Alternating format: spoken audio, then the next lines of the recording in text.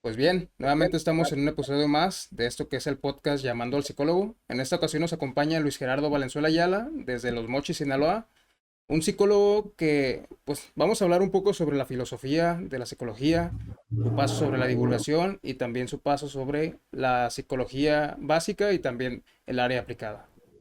Comencemos un poco sobre esta parte de cómo llegas a la psicología. ¿Quién te contó sobre ella? Realmente igual con ese tipo de charlas, muchos me han comentado sobre que desde la prepa ya ves que están estas partes de pues la ética, la psicología o materias de humanistas y que te dan un pequeño acercamiento a la psicología, pero de esta parte desde la psicoterapia, desde el psicoanálisis. ¿Cómo llegas tú a la psicología, vaya? Fíjate que es muy curiosa esta parte.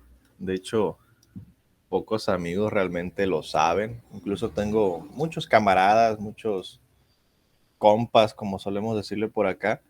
Este, y no se saben esta historia de mi vida. Cuando yo estudié filosofía, fue en un seminario diocesano. Yo me estaba formando como sacerdote, curiosamente. Y tenía un muy buen amigo, Paul Cuevas Coronel, hijo de una psicóloga muy importante en Sinaloa y también era hijo de un psicólogo de La Paz. Este último era psicoanalista Vale, y vale. curiosamente, pues a Paul le gustaba más hablar sobre psicoanálisis que sobre otra cosa, ¿no? Y recuerdo que él llegaba al seminario, llámese la biblioteca, lo que sea, llegaba con sus libros de psicología, hablando mucho de psicoanálisis.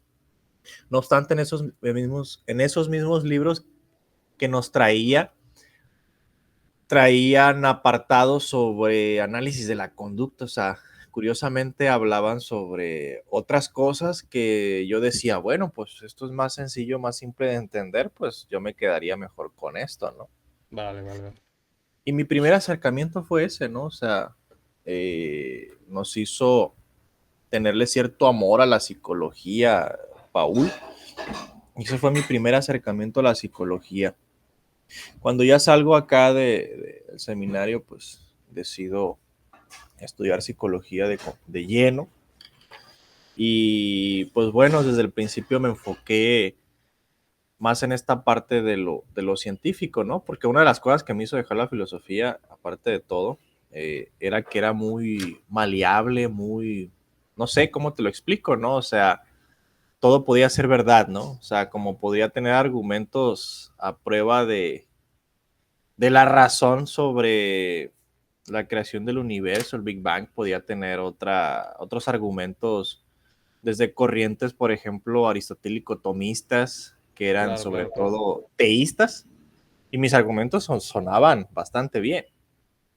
Entonces, la filosofía era como Cantinflas, ¿no? O sea, como podía decir una cosa, podía decir otra cosa.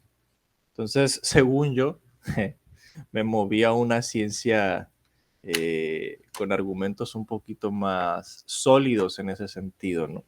Y bueno, ese fue mi primer error también, ¿no? Claro, claro. Creo que el de muchos, muchos compartimos esta noción contigo sobre, ¿sabes qué?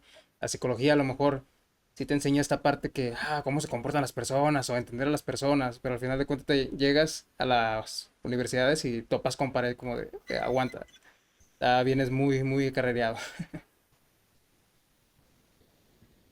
Y fíjate que lo curioso es que cuando yo entro a la licenciatura, pues muchos sabían que yo había estudiado filosofía y sabían dónde lo había estudiado. Y llego muy crítico a la carrera, ¿no? Tal es el caso que la licenciatura que yo cursé era por trimestres. Ahorita esa universidad ya lo cursa por semestres. Vale, Recuerdo que vale. estaba en el segundo o en el tercer trimestre, o sea, en primer año. Y una maestra me dice, ¿no? O sea, me gustaría que tú hicieras unas prácticas con el profesor Alfredo Martínez. Este, y bueno, pues yo le dije, ¿de qué son o qué? No, pues vas a hacer investigación con ellos. La materia de la maestra de desarrollo humano, de esos que te ponen a dibujar con plastilina los embriones y para explicarte las etapas del desarrollo de los humanos. y este rollo, ¿no? Claro, claro. Y pues resulta que a la maestra le pareció buena idea que yo hiciera investigación. Le dije, maestra, no, no, a mí no me gusta ese rollo, la neta. No, me dice, no te estoy preguntando, si quieres pasar la materia vas a tener que ir con Alfredo Martínez. Alfredo Martínez a su vez me mandó con Luis Daniel Ibarra Salaices, es un psicólogo destacado de por acá de la ciudad y del estado en general. Y pues empezamos a hacer primeros pininos en investigación, ¿no? Mis libros más preciados, más valiosos y más costosos me los regaló esa maestra. Cuando terminé la carrera, me hizo un regalo como de 15 libros. Yo no sabía que la maestra era conductista.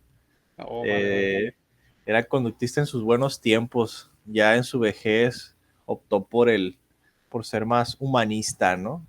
Obviamente creo que a todos nos convendría hacer algo parecido, ¿no? O sea, pero bueno, el punto es que esa maestra fue la que me acercó específicamente a la investigación y desde que yo inicié la carrera, pues estuve siempre pegado de profesores conductistas. Tanto así que cuando yo llegaba a materias que eran de psicoanálisis o ese tipo de cosas, que las hay todavía y que las subo en mi programa educativo, los profesores me veían y me decían, Luis, si no entras a clases te voy a poner un 9, pero no te quiero ver aquí.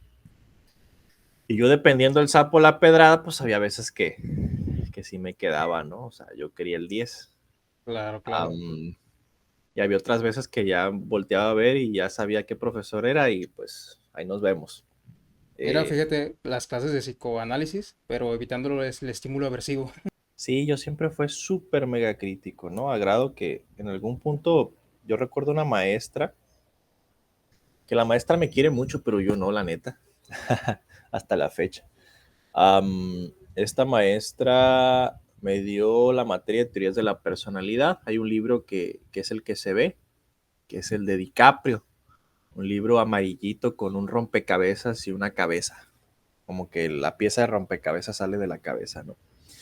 Y ese libro estábamos revisando y la maestra trataba de explicarnos pues cada enfoque y cómo esto aportaba a las teorías de la personalidad, ¿no? Y esta maestra terminó odiándome en clase porque yo le decía, maestra, disculpe, pero esto no es así, esto es así. Y yo era esa clase de alumnos, ¿no? Al principio en la licenciatura. Muy fanático de lo correcto, ¿no? Y tal grado que, pues, me ganó una enemistad con esa maestra. O sea, Luis, y aquí la maestra soy yo. O sea, ya que se acabó la clase, ¿no? Y hazme el favor de quedarte callado. Si no, te voy a reprobar. Este, y no me reprobó, pero sí me quedé callado, ni modo. A veces hay que ser diplomático, ¿no? Claro, Entonces, claro.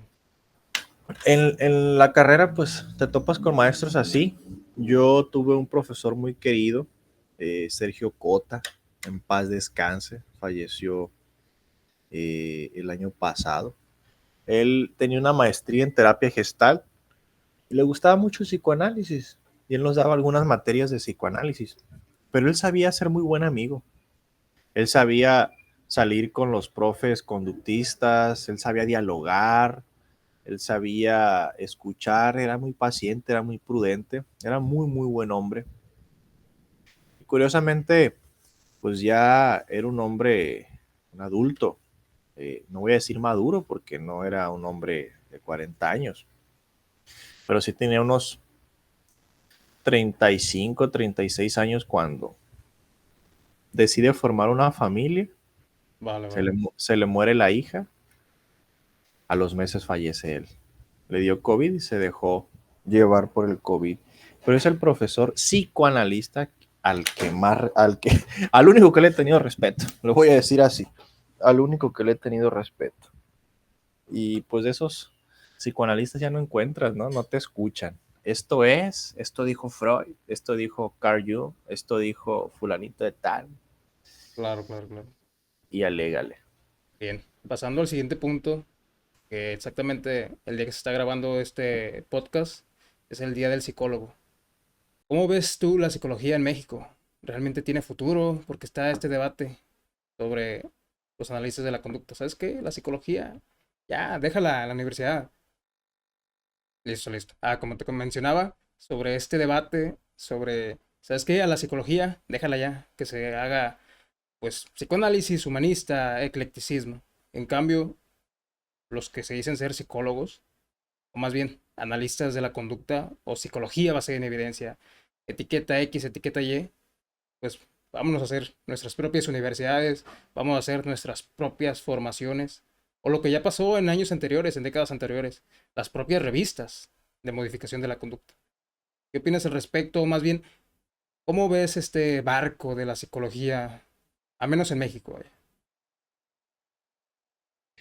Fíjate que una de las cosas que le aplaudo yo a CNI, que es el Congreso Nacional a la Investigación en Psicología, si mal no me equivoco, es que ellos como que certifican esta parte de las universidades que tienen programas apegados a los parámetros que debería tener una oferta educativa enfocada a la ciencia, ¿no? Enfocada a prácticas científicas o tecnológicas de calidad. Y cada vez se han sumado más universidades. Los congresos de CNI son muy buenos para pues, hacer tus primeros pininos en la investigación. Yo expuse por ahí 2 o 3 en esos congresos. Y recuerdo que al final de cada congreso, en el cierre pues en la clausura, ¿no? Del congreso, mencionaban cuántas universidades más se habían unido a estos programas más apegados a lo que el CNI te ofrece. Y la verdad es que cada vez es correcto. Más universidades empiezan a presentar una oferta educativa pues cada vez más cercana a las prácticas científicas o las prácticas tecnológicas basadas en la evidencia. Claro, claro. Entonces, en ese sentido yo diría que a veces el barco podría ir muy lento, pero estamos teniendo avances, ¿no? O sea, cada vez más suena más estúpido el decir que, eh, pues que fulanito está enamorado de su mamá o que fulanito o fulanita está enamorada de su papá, ¿no? O sea, estamos hablando que hace todavía 100 años decir algo como eso, pues por un médico, psiquiatra importante, relevante, pues todavía tenía más o menos sentido, ¿no? En el contexto histórico, ahora que digas algo como eso, del complejo de Edipo, complejo de Electra, te quedas así, ¿de qué carajos me estás hablando, no? Entonces, um, yo creo que cada vez el psicoanálisis tiene menos sentido y en general el análisis de la conducta tiene mayor sentido, sobre todo porque una de las cosas, y voy a hablar todavía más global, ¿no? La Vale, ciencia vale, del vale. comportamiento, ¿no? Porque el análisis de la conducta es solamente un apartado de las ciencias del comportamiento. Y creo que lo que nos interesa a nosotros es más esta parte, ¿no? Las ciencias del comportamiento. Lo que ha hecho que las ciencias del comportamiento tenga mayor auge no es específicamente la parte del análisis de la conducta, sino es la parte de las neurociencias, curiosamente, que han surgido como una evolución a las malentendidas y mal comprendidas teorías o terapias cognitivas, ¿no? Sí, sí, sí. Entonces, las neurociencias han tenido ese auge, tanto que es a razón de que las neurociencias han desarrollado más investigación, que han tratado de voltear a vernos un poquito más a los analistas de la conducta, a los analistas experimentales o a los analistas aplicados de la conducta. Lo digo así porque de alguna forma las neurociencias generalmente no existen por sí solas, sino también necesitan pues del análisis de la conducta, ¿no? O sea, imagínate que yo esté haciendo una investigación sobre padecimientos eh, y memoria y aprendizaje del Alzheimer y que necesite por ahí a un analista de la conducta que trabaje con reforzamiento condicional, ¿no? Claro, claro, Entonces, claro. el investigador en neurociencias hace su chamba y dice, ok, creo que esta parte le competiría análisis de la conducta y pum, análisis de la conducta, entra y hace lo suyo. Entonces, el barco va muy lento, Lo que sí puedo decir es que va tan lento que nos llegan décadas atrasado. O sea, yo recuerdo que yo en el 2014 estaba en la licenciatura y apenas me estaba llegando el barco de lo cognitivo conductual. Estoy hablando de la teoría y o terapia de Aaron Beck y de Albert Ellis. Claro, claro, Son, claro. son teorías que tienen sus escritos en el 72, en el 76, si mal no me equivoco, en el 79. Son algunos de los papers y libros, ¿no? Entonces, estamos hablando que llegaron 20, 30, casi 35 años, o al menos 35 años tarde. Recuerdo que por allá del 2015, 2016, ya me empezaban a hablar de terapia, aceptación y compromiso. ¿Ok? Y yo hice por ahí un diplomado que hablaba de terapia, aceptación y compromiso, ¿no? Y la terapia, aceptación y compromiso surge del RFT que nació en los 90. Formalmente, la terapia, aceptación y compromiso pudo haber nacido a finales de los 90 y a principios de los 2000, popularizado a principios de los 2000, Exacto, casi exacto. en el 2000, tal cual. Y nos llegó muy tarde. Ojo, eso a las universidades, a las personas que estábamos apegados en prácticas en ciencia. Y digo porque yo andaba de colero ahí con los profesores. Y yo me empiezo a dar cuenta que la terapia de aceptación y compromiso empezó a tener auge, y lo puedo decir incluso así, en la pandemia o un año antes. Sí, sí, sí. Cuando Bien. todo se volvió mundo digital, empezaron a salir a flote los psicólogos en redes sociales, pues obviamente nos íbamos a morir de hambre. Empezamos a conocernos todos, y gran parte del trabajo, gran parte de los cursos, gran parte de lo que se ofrecía era terapia, aceptación y compromiso. O sea, el barco todavía, estamos en el 2022, el barco todavía nos está llegando 22 años más tarde. Sí, ¿Ok? sí, sí. Y te puedo decir que hay barquitos, hay nichos por ahí del análisis de la conducta que se quedan muy lentos, ¿no? Por ejemplo, análisis conductual aplicado para autismo, al menos aquí en la ciudad, hay dos o tres probablemente que se están iniciando en prácticas basadas en la evidencia para estos tratamientos de modificación conductual en niños con autismo, con retardo en el desarrollo. Y es una ciudad que tiene arriba de 1 millón de habitantes, y que te diga Claro, que claro, dos claro. o tres se están preparando, o sea, esos barquitos nos están llegando muy tarde. Pero que haya 1,000 interesados, o 2,000 o 3,000 interesados en psicoanálisis, bueno, pues es donde te digo que esos barquitos pueden ir lento, o esos barcos pueden ir lento. Sobre todo porque incluso en la universidad a la que yo fui, tanto en la licenciatura y en la misma maestría que tomé ahí, hubo un periodo que la coordinadora que estaba en aquel entonces, te estoy hablando de hace unos años, no Vale, vale. aceptaba analistas de la conducta. Aceptó psicoanalistas, gestaltistas, humanistas y sistémicos, los de las constelaciones familiares, y eso puso por profesores. Así pasa. Eh, Ahora está una coordinadora nueva, este, y ha tratado de, bueno, hay profesores que no puede cambiar, ¿no? Pero ha tratado de introducir profesores que tengan mayor cercanía a las prácticas científicas, ¿no? Y bueno, entonces los barcos a veces, pues, y digo barcos porque son varios, ¿no? O sea, una cosa sería el barco del análisis experimental de la conducta, de la investigación, y otro sería el de la psicoterapia, ¿no? Son barcos distintos, que sobre todo el segundo, el de la psicoterapia, es el que, pues, tarde, pero está llegando. Y esperemos a ver cómo se acrecenta, o cómo se acerca más a estos programas educativos y al desarrollo de la psicología en México.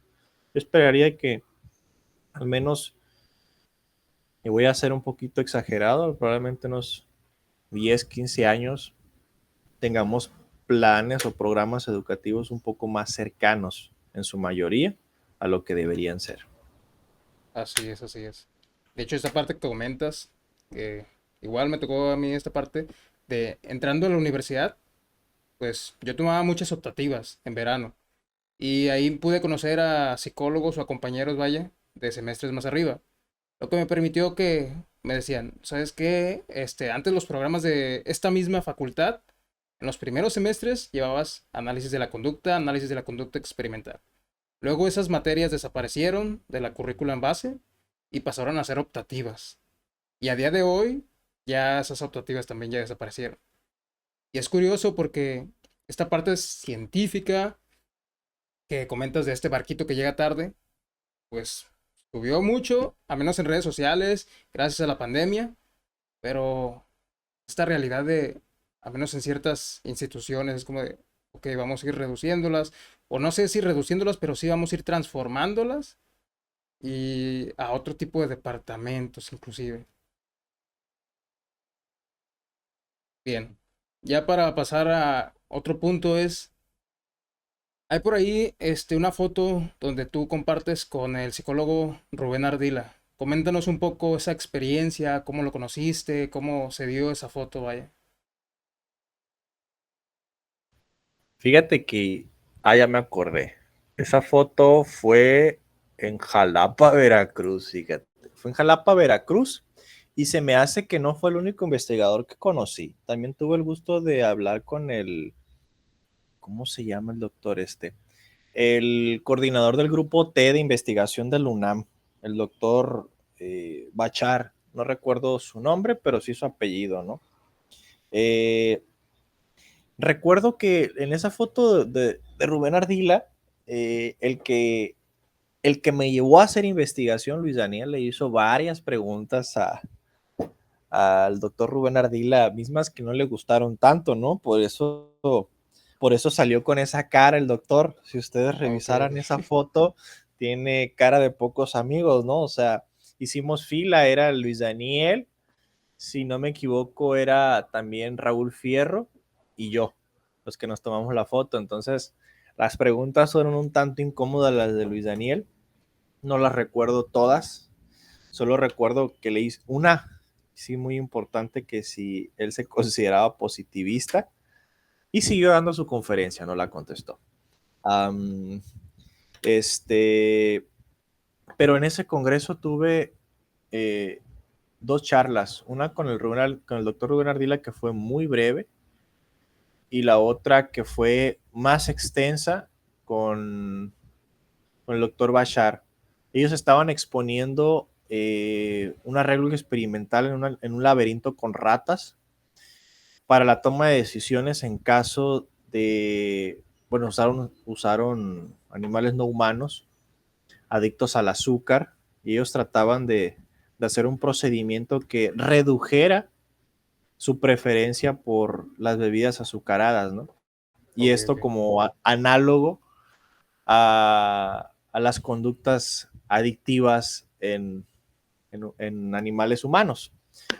Entonces yo hice algunas críticas a su arreglo experimental que me hicieron quedarme con el doctor Bashar un rato, ¿no? O sea, el doctor mismo me habló, ¿no? O sea, ¿tú qué sugerirías entonces, pues, para hacer esto y esto otro? Y recuerdo que me hizo una invitación, ¿no? A ir al UNAM para ver si me interesaba un posgrado por allá. Yo estaba, la verdad, yo estaba como en segundo de la carrera, ¿no? Pero acababa de salir fresquecito del diplomado en psicología. Y ahí nos hablaron un montón de cosas, ¿no? Y una de las cosas que yo les pregunté es dónde quedaban las operaciones motivacionales, llámense las operaciones de establecimiento o de abolición, ¿no? Respecto a su procedimiento, ¿no? Y fue una pregunta que no pudieron responder porque, bueno, en una situación de laboratorio tienes todo controlado y pues no hay ahí algo que puedas controlar en un ambiente porque no es natural, ¿no? O Claro, sea, claro, el claro. control es riguroso y esas son las diferencias, ¿no? Entonces, yo he tenido contacto con investigadores, pues, relevantes, de perdida para la foto en algunos de ellos, ¿no? No se me va a olvidar que en el 2018 fui con Eric Guerrero Manjarres, él presentó su programa de investigación de programa de interacción padres e hijos, en Boca del Río, Veracruz, también en Veracruz, y, y lo acompañé, yo lo fui a acompañar, fui de colado, yo quería conocer a investigadores porque era un congreso de la Sociedad Mexicana de Análisis de la Conducta, del SMAC, que por cierto en octubre va a ser en Oaxaca, ese congreso. A ver si puedo presentar ahí un proyecto, yo también. Otro proyecto, distinto al del año pasado. Vale, vale. Entonces, la cara del doctor Rives pidiéndole que te firme uno de los tomos de aspectos históricos y filosóficos del conductismo, nunca la voy a olvidar. De hecho, hay foto de eso también, ¿no? El doctor Rives, yo no he tenido oportunidad de platicar, ni siquiera de hacerle una pregunta en específico, y creo que no las tendría. Conozco al doctor Rives en los momentos que nos llegó a dar alguna charla, pro seminario en CEIC, y realmente pues es un profesor, un psicólogo muy bien preparado, que obviamente sabe la mayoría de lo que dice, ¿no? Yo también he contestado alguna de sus comentarios que ha hecho en conferencias muy importantes sobre todo la parte del descuento temporal y esos comentarios que salen así como de pasillo sentado en una barra tomándose una cheve, pero, pero pues bueno. En mi experiencia, en esos congresos, te decía, Sí, sí, sí. Rubén Ardila, pues yo le estuve preguntando algo así como lo que tú estás preguntándome a mí, ¿no? O sea, que sí, ¿cuál era su opinión respecto al futuro de la psicología en México, ¿no? Y el doctor no es de muchas palabras, fue muy breve y me dio algunas respuestas sencillas y simples, similares a las que yo te di. O sea, el barco este va a tardar, va a durar. Eh, si es que no hay otros avances como el de las neurociencias. Creo que uno de sus hijos eh, es, no recuerdo si es neurocirujano, neurocientífico, algo de eso. Este, pero si es que no, las neurociencias nos comen primero. Fue uno de los comentarios del doctor Rubén Ardila, ¿no? Vale, vale, vale. Y de hecho él tiene uno de los libros muy, muy importantes, ¿no? De la psicología fisiológica, Rubén Ardila. Él apuesta mucho a esta parte, ¿no? Esta parte orgánica. Al doctor Rives no, nunca le he hecho ninguna pregunta. Las conversaciones con el doctor Bachar fueron muy interesantes. Y pues, que por cierto, en el congreso este último, donde Rives me firmó el libro, pues fue ahí donde conocí a muchos ahora ya doctores catedráticos de distintas universidades. Tuve el gusto de conocer al doctor Lauren Chauvet, que es catedrático del Itson en Obregón, al doctor Kenneth Madrigal, que fue con el que me acerqué a CI, gracias a él. Creo que le invirtió bastante tiempo en mí, el doctor. En aquel entonces era alumno de doctorado él, y yo era Vale, alumno vale. de la maestría de acá de la UDO, de la Universidad de Occidente. Yo le comentaba que la maestría que estaba haciendo no era algo que a mí me agradara del todo, que yo quería hacer alguna investigación. Y fue él quien me acercó al CEIC. Fue él quien se dio el tiempo, muchos días, muchas horas, para acercarme a CEIC. Fue él quien me animó. Y ahí mismo conocí a otros compañeros que ahora son, pues ya son profesores catedráticos de alguna universidad o doctorantes probablemente. Y pues es una experiencia que yo no le negaría a nadie, por ejemplo. O sea, si tiene la oportunidad de ir a presentarse un congreso de esa talla presencial, Sociedad Mexicana de Análisis de la Conducta, pues van a conocer a muchos investigadores, ya sean que se estén formando en maestría, en doctorado, catedráticos, y se pueden abrir muchas puertas. Yo así fue como fui a dar al CEIC. Yo siempre quise ir al CEIC, pero no conocía a nadie. Y en el Vale, vale, 2018 vale. lo hice. Voy a hacer una pausa aquí con Ajá. esta parte que estás mencionando del CEIC, obviamente Laboratorio de Investigación Básica. Eh, Está esa noción de que, pues en las universidades de, a menos de pregrado, a los psicólogos se les forma como técnicos o como psicoterapeutas. Y esta parte de investigación básica o científica, pues se deja un poco de lado. Eh, Inclusive, pues, sabemos que hay laboratorios como los de investigación básica que, pues no sé por qué, pero tal vez puede ser que porque hay poca demanda, pero al final de cuentas, pues terminan desapareciendo o cerrándose, como sucedió hace poco en Veracruz. Esta parte de los psicólogos, a menos lo de pregrado, ¿por qué consideras tú o por qué en esta parte tú que te has entrado un poco en el CI, en la investigación, de que no hay muchos estudiantes de universidad, de licenciatura, que quieran continuar? Oye, ¿sabes qué? No, yo solamente con mi licenciatura. Ya, a lo mejor me planteo una investigación básica, una maestría en investigación, años después, ya, ahorita yo con mi licenciatura estoy más que feliz, doy terapia, un curso, etcétera, etcétera. Pero esta parte de la investigación en laboratorio, ¿por qué se deja de un lado, vaya? Yo recuerdo que cuando el doctor, siempre le dije doctor, el doctor Alfredo Martínez, nos daba clases de investigación cuantitativa, nos daba clases de este tipo de cosas, de hacer investigación en la licenciatura. La verdad es que hasta yo salía fastidiado de esas clases, ¿no? O sea, el doctor sabe muchísimo, pero acomódamelo en maestría o acomódamelo en doctorado. El problema es que no había algo como eso, como para acomodar al doctor Alfredo Martínez, ¿no? O sea, no había. ¿Dónde lo tenías que poner? En una licenciatura. Entonces salías de sus clases, salías enfadado.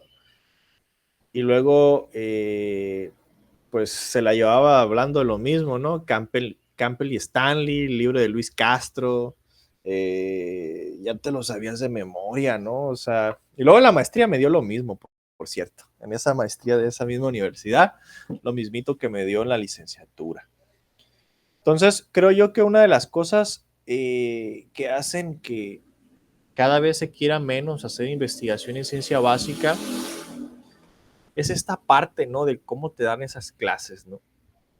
O sea, yo les hablo a mis alumnos y a veces trato de hacerlo de manera, uh, pues, incluso, ¿cómo te podría decir? Entrometida. No sé, hace el año pasado di un módulo de filosofía de la ciencia en ITECOC y yo metí mi cuchara y les hablé como media hora de modelos matemáticos en la ciencia aplicada. Y trato de hacerlo de manera práctica para ver si alguno más le gustaría hacer investigación. Cuando yo me intereso por la investigación, no fue a partir de esas clases. Yo a partir de esas clases quedé súper mega fastidiado.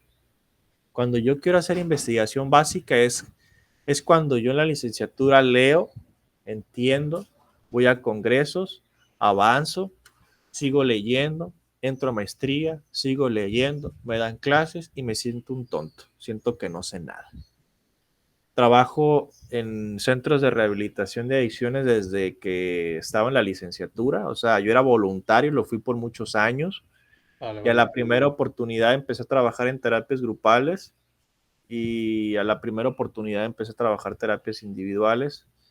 Entro a la maestría y me doy cuenta de que pues no se tiene total control de lo que se hace en terapia, ¿no? Y yo sigo leyendo y revisando protocolos y lo que tú quieras. Y hay cosas que no te dicen en esos libros, en esas investigaciones, en esos protocolos. Y digo yo, algo le falta a la psicología. O sea, yo me empecé a interesar por la investigación cuando me doy cuenta que lo que estaba haciendo en terapia realmente pues no era algo muy riguroso, no era algo muy controlado. ¿Ok? Sí, Dice, sí, sí. aplica tal entrevista eh, para casos de adolescentes con problemas y adicciones.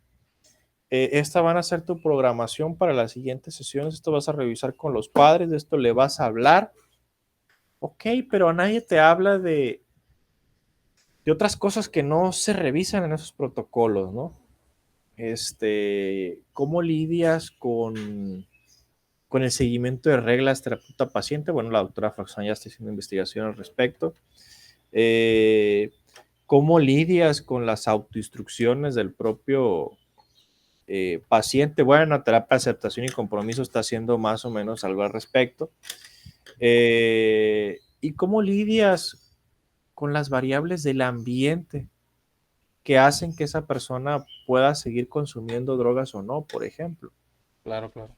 Los índices de Mm, reincidencia tal vez. Pues ahí no tenemos un control. Entonces, ¿qué nos está haciendo falta? Nos está haciendo falta hacer investigación donde no tengamos que voltear tanto a las cosas que no podemos controlar y podamos voltear más a las que sí podemos controlar. ¿Ok?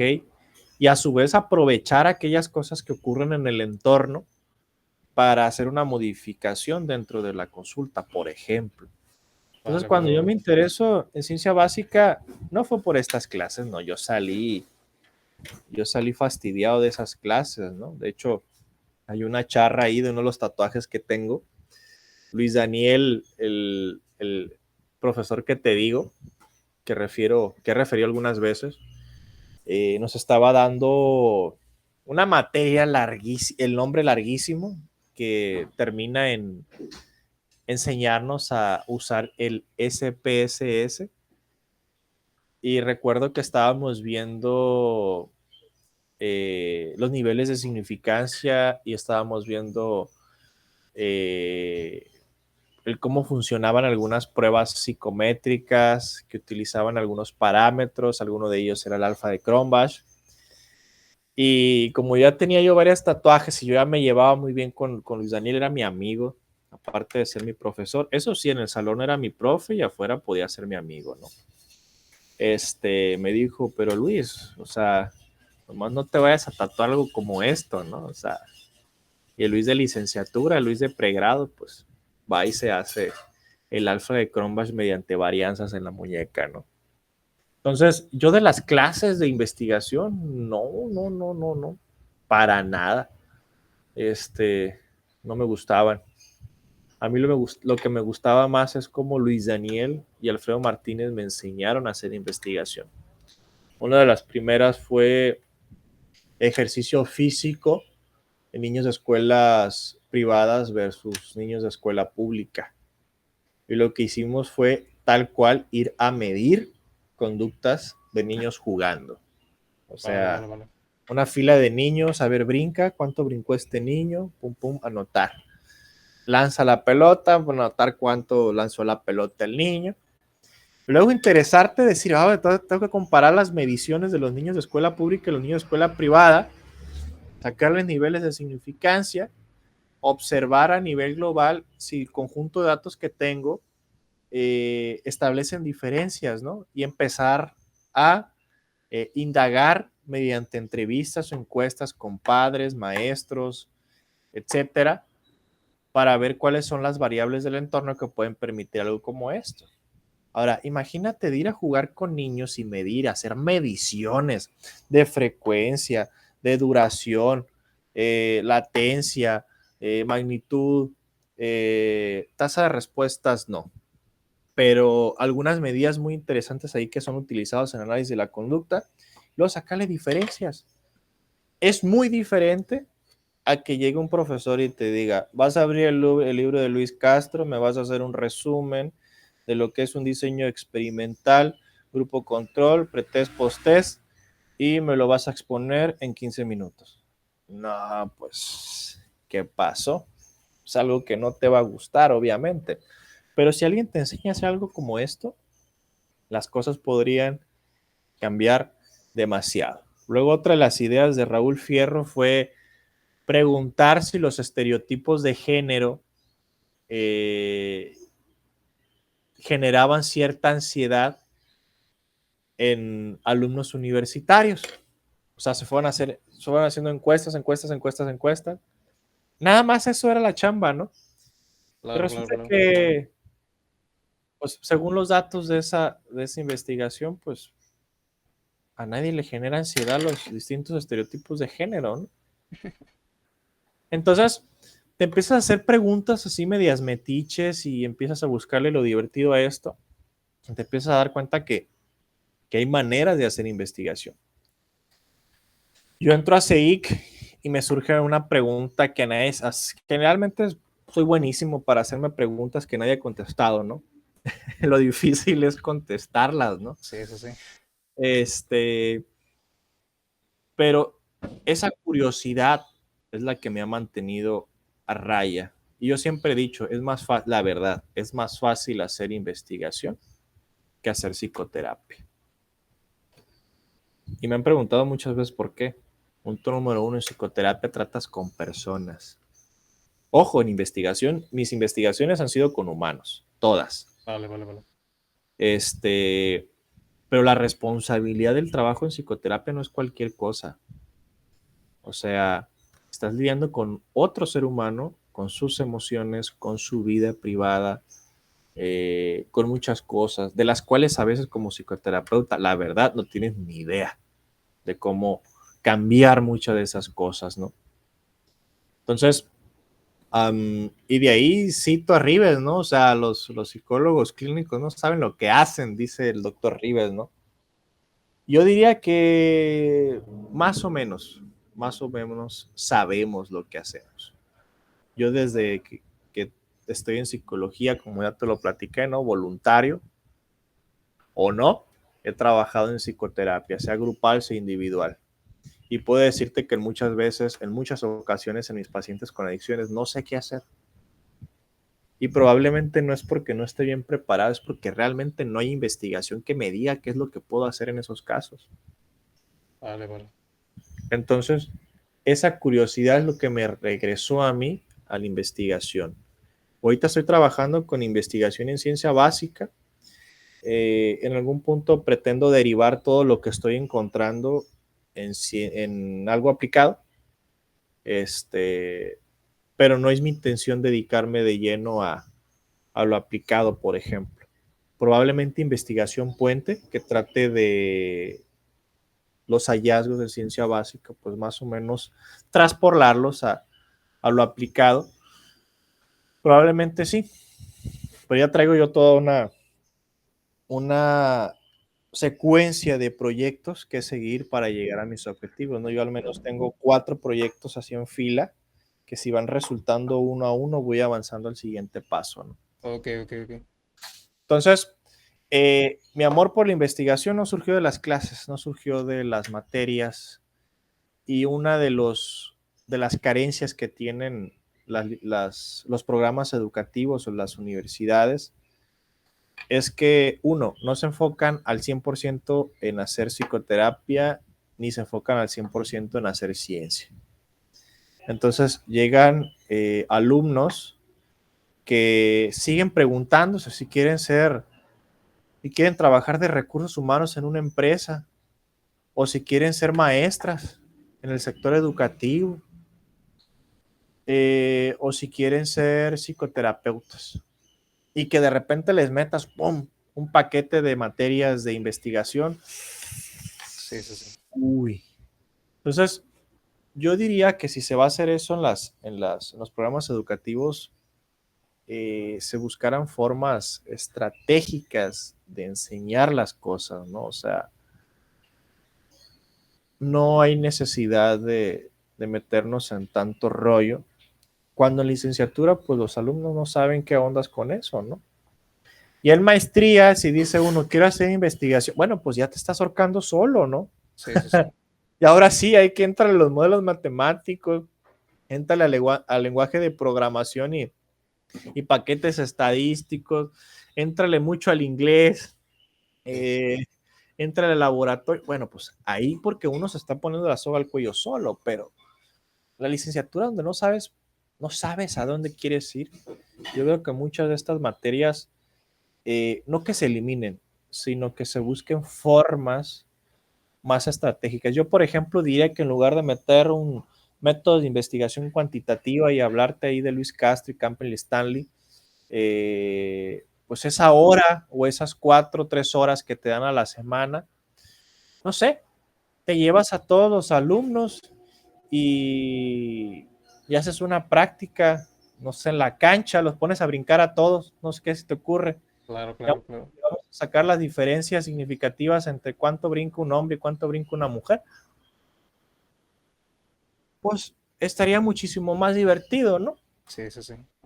O quién, no sé, o sea, puedes hacer muchas cosas sin salir de tu universidad.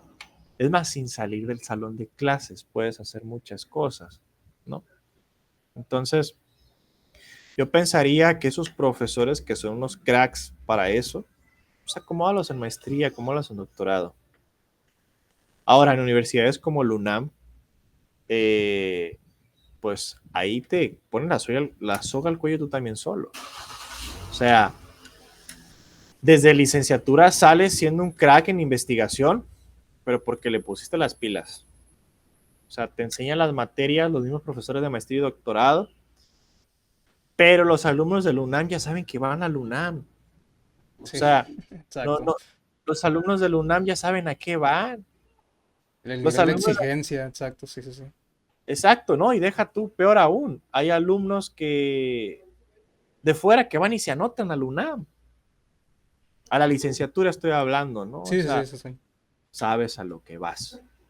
Entonces, pero anotarte en una universidad local de tu ciudad, donde más o menos sabes que se hace, como se hace una cosa, se hace otra, bueno, pues ahí ya lo que ocurre son cosas muy distintas, ¿no?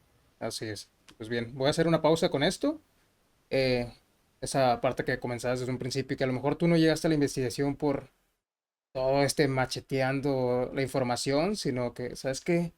Pues mucha información, mucho caos, al final termina uno enfadado, pero surge esta parte, ok, de curiosidad por la investigación desde otros contextos, ok, mira, vamos a, ¿por qué sucede esto en cierta área con las adicciones? ¿Por qué sucede esta otra cosa? Hay algo muy importante, de hecho acabo de checarlo en esta semana, una ponencia sobre los mitos psicológicos y todo ese rollo, y decía que a menos los estudiantes de psicología y los psicólogos de pregrado, pues realmente si hacen investigaciones en los semestres, pues prácticamente para cumplir con las materias, o si acaso es, ¿sabes qué? Haces investigación, pero esa investigación no se aterriza en nada, no tiene un sustento, no tiene una función en el contexto, es simplemente, ok, la hiciste, pero para que te la aplauda tu asesor, tu profesor, etcétera. Pero a lo mejor falta esta parte un poco creativa para solucionar X o Y problemas de tal comunidad. Y en esto lo voy a lanzar con la siguiente pregunta es, ¿qué opinas tú respecto a estos coaches, gurús, influencers, pero intelectuales, por así decirlo, los filósofos en turno ahorita, que analizan, por ejemplo, la cachetada de Will Smith, pero desde pues, lo que dice pues tal filósofo, Aristóteles, lo que dice un psicoanalista, etcétera, etcétera. Pero sí es mucha parte de esta paja intelectual de que dices, ah, mira, esto es científico, este güey estudió una licenciatura y ya no solamente me lo está diciendo con paja, simplemente me lo está diciendo ahora desde esta parte científica, entre comillas. ¿Por qué crees que hay psicólogos o a lo mejor no pasa eso de que, ah, sabes que vamos a aterrizarlo? Los psicólogos estudiamos análisis del comportamiento, análisis conductual. ¿Por qué no trasladarlo a esta parte más cotidiana, a esta parte más común, vaya? Porque ahí nos están comiendo terreno, pues muchos de estos gurús intelectuales, digamos. Mira, la verdad, yo no tendría problema con que los influencers sigan publicando sus tonterías, ¿no? Yo creería que tratar de compararnos con ellos y tratar de hacer un trabajo similar al de ellos nos pondría en ridículo. Imagínate hacer un análisis funcional de la cachetada de Will Smith. O sea, no digas mamadas, Mary Jane. ¿Qué vamos a hacer nosotros de eso? No vamos a hacer nada. No sabemos ni qué ocurre antes, ni qué ocurre después, ni la historia de aprendizaje, ni las operaciones motivacionales. No sabemos nada Claro, como claro. para ponernos a hacer un video de un análisis funcional de la cachetada de Will Smith. O sea, no, o sea, tratar de compararnos con ellos sería una tontería, ¿no? Entonces creo yo que lo que nos hace falta hacer es de lo mismo que nos burlamos de nuestros propios compañeros. O sea, por ejemplo, ahí tenemos a youtubers mexicanos como Camargo haciendo pues contenido, cierto contenido que él revisa en los másters o en las maestrías en las que está. Y creo que su contenido va dirigido o puede ir dirigido a alumnos de pregrado o a personas que se van iniciando en el mundo del análisis de la conducta. Yo algunas veces le he señalado imprecisiones a su contenido, pero es un contenido muy bueno, ¿no? Yo veo a media comunidad de Facebook criticando el contenido de Camargo, pero es contenido bastante bueno que si yo hubiera tenido la licenciatura ahorita sería un monstruo en el análisis de la conducta. ¿Ok? Y esa clase de contenido es la que queremos. O sea, yo no necesito a que Skinner me explique a mí, alumno de pregrado, lo que es la conducta verbal o lo que son los principios de análisis de la conducta o lo que es un análisis funcional aplicado a no sé, a problemas de ansiedad, depresión. Yo no necesito Skinner. Yo no necesito que la doctora Glenn me esté explicando conducta verbal, la doctora María Marta Hubner que me esté explicando qué es esto de los autocríticos. Yo no necesito un Howard Rackling que me esté hablando en YouTube de lo que es el descuento temporal. Yo no necesito a Mazur que me esté hablando de modelos matemáticos aplicados a la investigación de ciencia básica. Yo no necesito al doctor Emilio Rives que me esté hablando de la función sustitutiva no referencial en un video en YouTube y que me explique todo el paradigma en un pizarrón. Yo no necesito a esos investigadores hablándome de eso. La verdad es que no, porque el nivel que van a manejar ellos y el nivel que yo puedo aceptar es totalmente diferente. O sea, la verdad, muchos alumnos ven las conferencias de Rives y se quedan así con cara de... Sí, sí, sí. Y algunos ya son alumnos de maestría o algunos ya terminaron una maestría o algunos son doctorantes y están escuchando a Rives y están así como de, o sea, ¿de qué está hablando? ¿No? Para serte sincero, a mí me cuesta trabajo mucho entender todavía muchas cosas de teoría de la psicología, lo que antes fue teoría de la conducta, ¿no? O teoría de la conducta 2. Mucho de eso no lo entiendo. Y yo no necesitaría un Rives explicándome. Yo a lo mejor necesitaría a un Julio César eh, explicándome de qué trata el interconductismo de Rives. Yo necesitaría tal vez a una Carla Chávez explicándome lo que tiene que ver el aprendizaje o la comprensión lectora y el interconductismo. Yo necesitaría probablemente alumnos que me expliquen cómo es que ellos fueron aprendiendo esto. No al gran Rives explicándome a Aristóteles o a los griegos, no. Yo necesito, yo en lo personal necesitaría personas que me puedan explicar con palitos y bolitas las cosas que yo no entiendo. Entonces, esos grandes influencers, por ejemplo, Diego Rusarín, que si bien no habla de la cachetada de Will Smith, no que yo sepa, Sí, sí, es un video. ¿sí hay, en serio? Sí. Ok. Si hace algo como eso, o sea, lo más probable es que la mitad de lo que hable, la gente no lo entienda, ¿no? Los que saben de filosofía se van a estar riendo. O sea, pasan cosas ahí que dices tú, bueno, ¿qué onda, no? yo pensaría que nuestro trabajo es lo que hacemos. Lo que vamos a hacer para vendernos es lo que hacemos. O sea, el psicólogo Luis de ahora ya no trata de vender pues esta clase de cosas como lo hacen otros, como lo hacen algunos influencers, ¿no? Yo trataría de vender contenido para todos.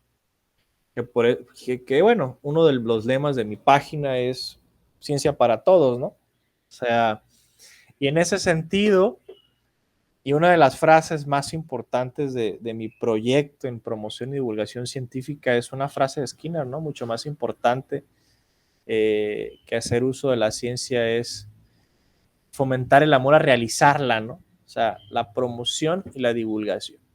Entonces, Claro, en claro. ese sentido, lo que tenemos que hacer para promocionarnos como ciencia es llegar a ese público. O sea, yo no dudo que yo no pueda dar una charla de modelos matemáticos aplicados al descuento temporal y cómo se calcula el área bajo la curva desde Excel. Sí, pero ¿a quién le va a interesar algo como eso? En cambio, cuando a unos alumnos de licenciatura les hablo cómo puedo utilizar un modelo matemático para predecir una conducta, se quedan, ah, caray, esto sí me interesa. Y el contenido y lo que leí para enseñarles es lo mismo, es lo mismito. Cálculo diferencial, ¿va? Vale, vale, Y vale. uno que otro artículo de Masur y de Rackley y de Green y Myerson Ok, y de otros autores. El punto es ese, saber llegar al público. Entonces, lo que tienen estos influencers es que atraen a las masas por lo mismo. Una, o porque le entiendo a la mitad, o porque le entiendo todo lo que dice. No está hay un video y ese sí me causa mucha gracia. Psicóloga reacciona a la canción de Nati Peluso con Visa Rap. sí, Te sí, sí. quedas así, ¿cuántas vistas tiene este video? O sea, Hay una muy buena en Cancerbero.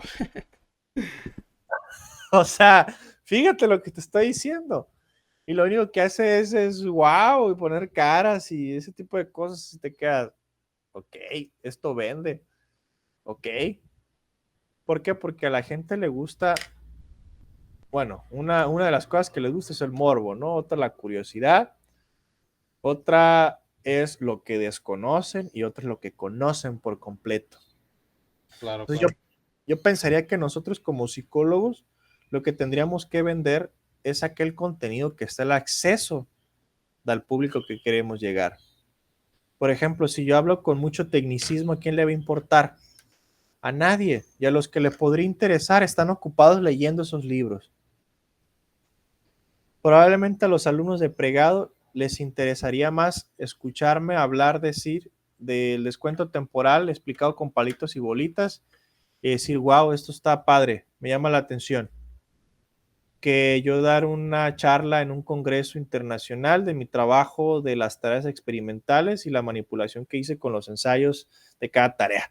No, pues yo en mis exposiciones tenía 8, 10 asistentes y me preguntaban todos. Pero cuando yo hablo del descuento temporal, explicado con palitos y bolitas, ahí tengo un video que tiene más de 3,000 reproducciones. O sea, fíjate a qué público quieres llegar y adáptate cómo tienes que hablar. Y es así como vas a atraer a los demás. Entonces, mi proyecto de divulgación va en razón a eso. O sea, tu contenido véndelo en razón a quien quieres que te escuche y en razón a tus objetivos. Mi objetivo es que otros se interesen por la ciencia. Claro, claro, claro. Eso es todo en ese sentido. Sí, sí, sí. Este proyecto, creo que no lo comentaste, pero es el de Ciencias y Sentido Común, ¿verdad? Ajá. Lo está vuelto a reactivar, ¿verdad? Sí, vienen algunas conferencias a futuro que ya estoy programando. Ok, ok. Eh, Nuevamente, esta parte que psicólogo reaccionando a la sesión de Bizarrap, a Nati Peluso y etcétera, etcétera. O el ejemplo de Diego Rusarín hablando que si la cachetada de Will Smith desde la teoría psicoanalítica, etcétera, etcétera. Eh, Vuelvo a hacer un poco de incisión en ello porque si es un tema, ahorita tú comentas de que hay que enfocarnos en qué público queremos llegar, pero al ser un poco de esta información sobre, ok, la interpretación de cómo piensan los seres humanos, o cómo, qué le gusta a los seres humanos, o por qué reaccionan así, se relaciona un poco a, mira, todo eso, el comportamiento, el pensamiento, oh, es la psicología. No, pues entonces, si él está hablando de pensamientos, si él está hablando de comportamientos, él sabe de psicología.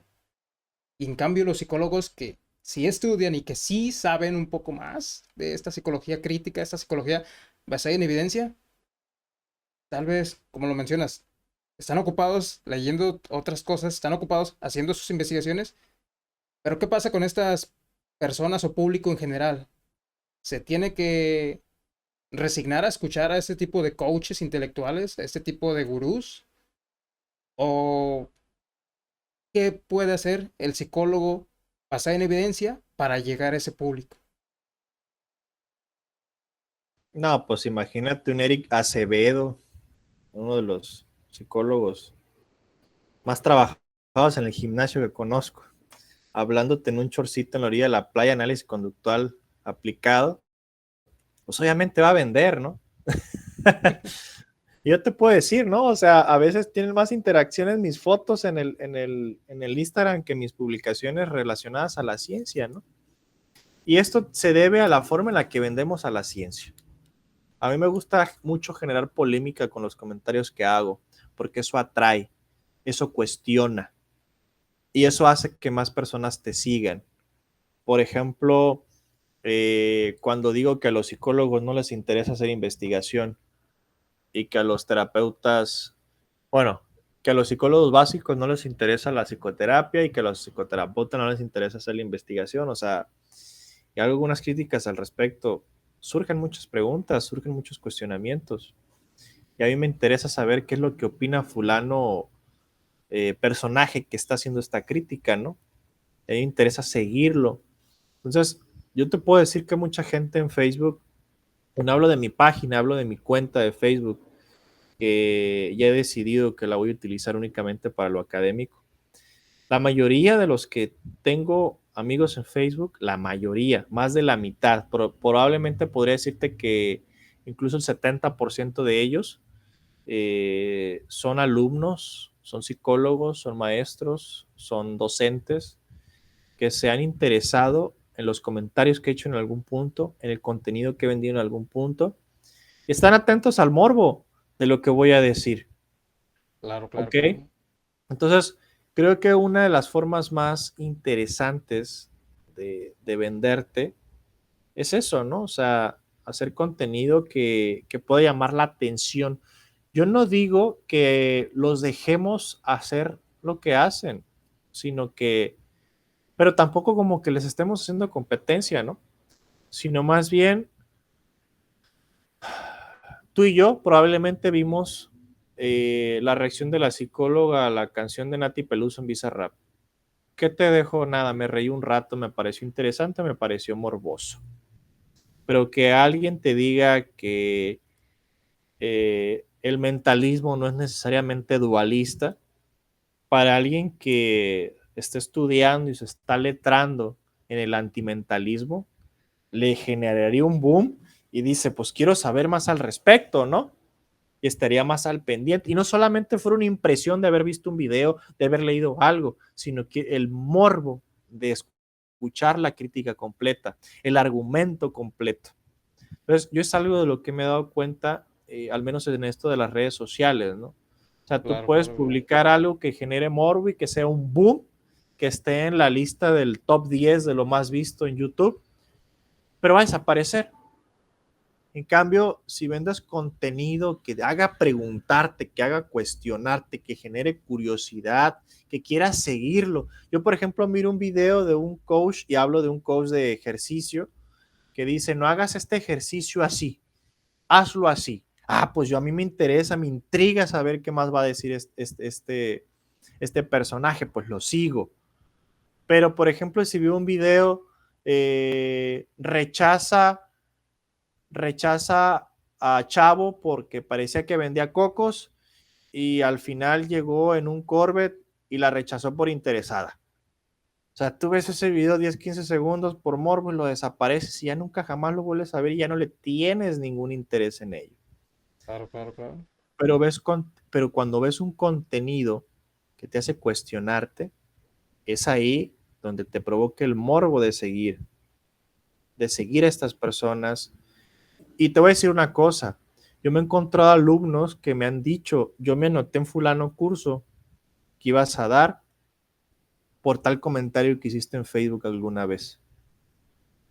Yo te sigo ahora en tus redes sociales por fulanos comentarios que hiciste alguna vez en clase. Yo miré que en tu página hiciste tal cosa y busqué tu cuenta personal y por eso te sigo por tales o cuales cosas.